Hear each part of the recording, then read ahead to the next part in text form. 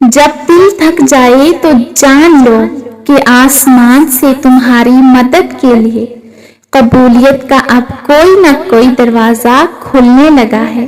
بس تھوڑا سا انتظار باقی ہے۔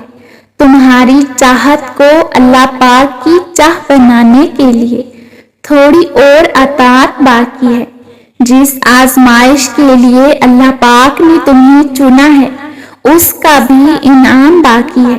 دعا مانگتے رہو، انشاءاللہ سب ٹھیک ہو جائے گا، کیونکہ ابھی مشکل کے بعد آسانی باقی ہے۔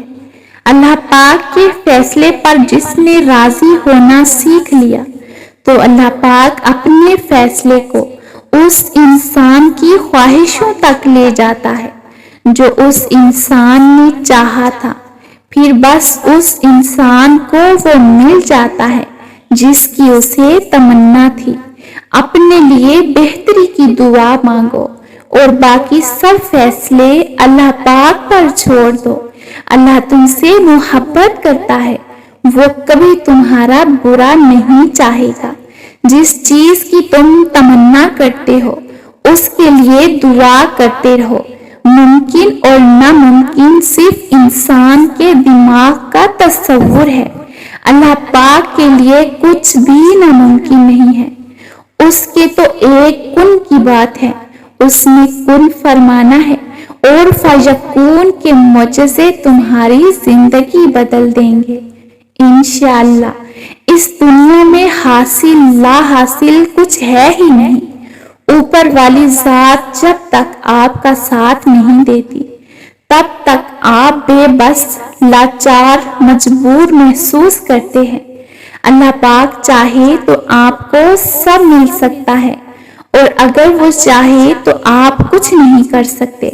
خود کو اللہ کے سپرد کر دیں، پھر جو چیز آپ کو پسند ہے جس وقت آپ کو چاہیے آپ کی جھولی میں بنا کہے ڈال دی جائے گی۔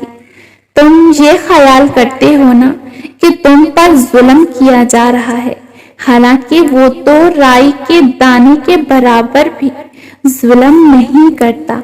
وہ تمہاری تڑپ کو جانتا ہے، تمہیں سمجھتا ہے، بس وہ تمہیں آزماتا ہے تاکہ تم دنیا کی زندگی میں سرخرو ہو کر آخرت میں بلند ترین مقام پا سکو۔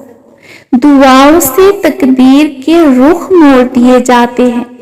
تم خالی ہاتھ کبھی نہیں لوٹائے جاتے، بلکہ تمہاری تڑپ اور تمہارا یقین تمہیں کن کی منزل تک لے کے جاتے ہیں، ایسی منزل جہاں صرف معجزے ہوتے ہیں۔ ایک دن تمہارے پاس وہ سب ہوگا جسے پانے کی امید میں تم اتنی دعائیں کرتے ہو، راتوں کو اٹھتے ہو۔ اللہ تمہیں وہ سب کچھ دے گا جس کی تم تمنا کرتے ہو۔ تمہارا انتظار ضائع نہیں جائے گا، انشاءاللہ۔